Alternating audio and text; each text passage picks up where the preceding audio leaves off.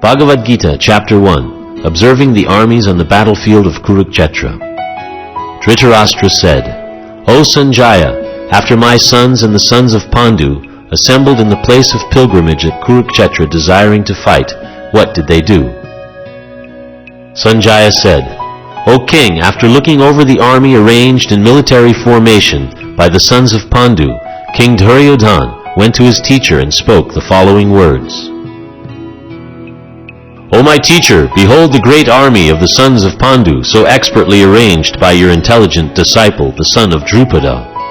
Here in this army are many heroic bowmen, equal in fighting to Bhima and Arjun, great fighters like Yudhana, Virata, and Drupada. There are also great heroic powerful fighters like Drishtaketu, Chekitana, Kasiraj, Purujit, Kuntibhoj, and Shaibya. There are the mighty Yadumanu, the very powerful Uttamaja, the son of Subhadra, and the sons of Draupadi. All these warriors are great chariot fighters. But for your information, O best of the Brahmanas, let me tell you about the captains who are especially qualified to lead my military force. There are personalities like you, Bhishma, Karna, Kripa, Ashvatthama, Vikarna, and the son of Somadatta called Bharishrava, who are always victorious in battle. There are many other heroes who are prepared to lay down their lives for my sake. All of them are well equipped with different kinds of weapons, and all are experienced in military science. Our strength is immeasurable, and we are perfectly protected by grandfather Bhishma, whereas the strength of the Pandavas, carefully protected by Bhima, is limited. All of you must now give full support to grandfather Bhishma as you stand at your respective strategic points of entrance into the phalanx of the army.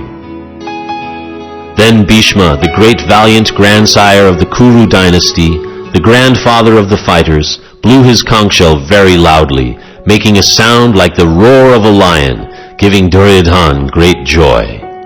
After that, the conch shells, drums, bugles, trumpets, and horns were all suddenly sounded, and the combined sound was tumultuous.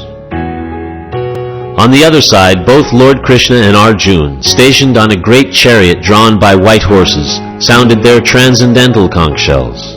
Lord Krishna blew his conch shell, called Panchajanya. Arjuna blew his Devadatta, and Bhima, the voracious eater and performer of Herculean tasks, blew his terrific conch shell, called Pundra. King Yudhisthira, the son of Kunti, blew his conch shell, the Ananta Vijaya, and Nakula and Sahadev blew the Sugosha and Mani Pushpaka. The great archer, the king of Kashi, the great fighter Shikhandi, Drishtadyumna, Virata, the unconquerable Satyaki, Drupada, the sons of Draupadi, and the others, O king, such as the mighty armed son of Subhadra, all blew their respective conch shells. The blowing of these different conch shells became uproarious, vibrating both in the sky and on the earth. It shattered the hearts of the sons of Dhritarashtra. At that time Arjun, the son of Pandu, seated in the chariot bearing the flag marked with Hanuman, took up his bow and prepared to shoot his arrows.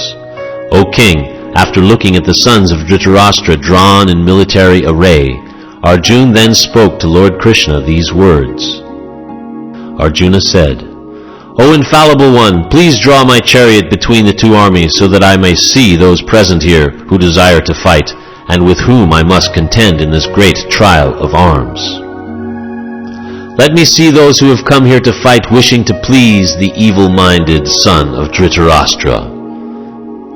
Sanjaya said, O descendant of Bharata, having thus been addressed by Arjun, Lord Krishna drew up the fine chariot in the midst of the armies of both parties.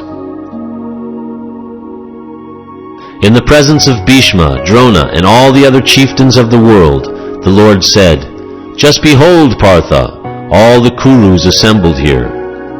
There Arjun could see within the midst of the armies of both parties his fathers, grandfathers, teachers, maternal uncles, brothers, sons, grandsons, friends, and also his fathers-in-law and well-wishers.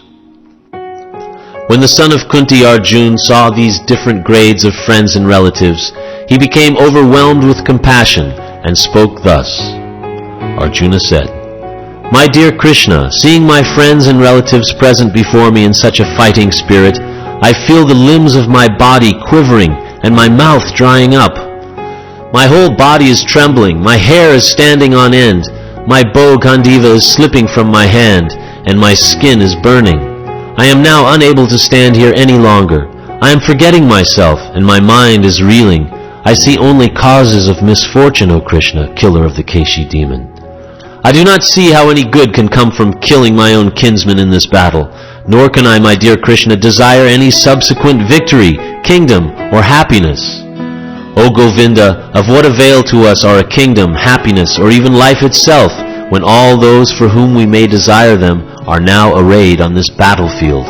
O Madhusudana, when teachers, fathers, sons, grandfathers, maternal uncles, fathers-in-law, grandsons, brothers-in-law, and other relatives are ready to give up their lives and properties and are standing before me, why should I wish to kill them, even though they might otherwise kill me? O maintainer of all living entities, I am not prepared to fight with them, even in exchange for the 3 worlds, let alone this earth. What pleasure will we derive from killing the sons of Dhritarashtra? Sin will overcome us if we slay such aggressors. Therefore it is not proper for us to kill the sons of Dhritarashtra and our friends. What should we gain, O Krishna, husband of the goddess of fortune? And how could we be happy by killing our own kinsmen? O Janardana, although these men, their hearts overtaken by greed, see no fault in killing one's family or quarreling with friends, why should we, who can see the crime in destroying a family, engage in these acts of sin? With the destruction of dynasty, the eternal family tradition is vanquished, and thus the rest of the family becomes involved in irreligion. When irreligion is prominent in the family, O Krishna, the women of the family become polluted, and from the degradation of womanhood, O descendant of Vrishni, comes unwanted progeny. An increase of unwanted population certainly causes hellish life, both for the family and for those who destroy the family tradition. The ancestors of such corrupt families fall down, because the performances for offering them food and water are entirely stopped. By the evil deeds of those who destroy the family tradition and thus give rise to unwanted children, all kinds of community projects and family welfare activities are devastated. O Krishna, maintainer of the people, I have heard by disciplic succession that those who destroy family traditions dwell always in hell. Alas, how strange it is that we are preparing to commit greatly sinful acts. Driven by the desire to enjoy royal happiness, we are intent on killing our own kinsmen. Better for me if the sons of Dhritarashtra, weapons in hand, were to kill me unarmed and unresisting on the battlefield. Sanjaya said, Arjuna, having thus spoken on the battlefield, cast aside his bow and arrows and sat down on the chariot, his mind overwhelmed with grief.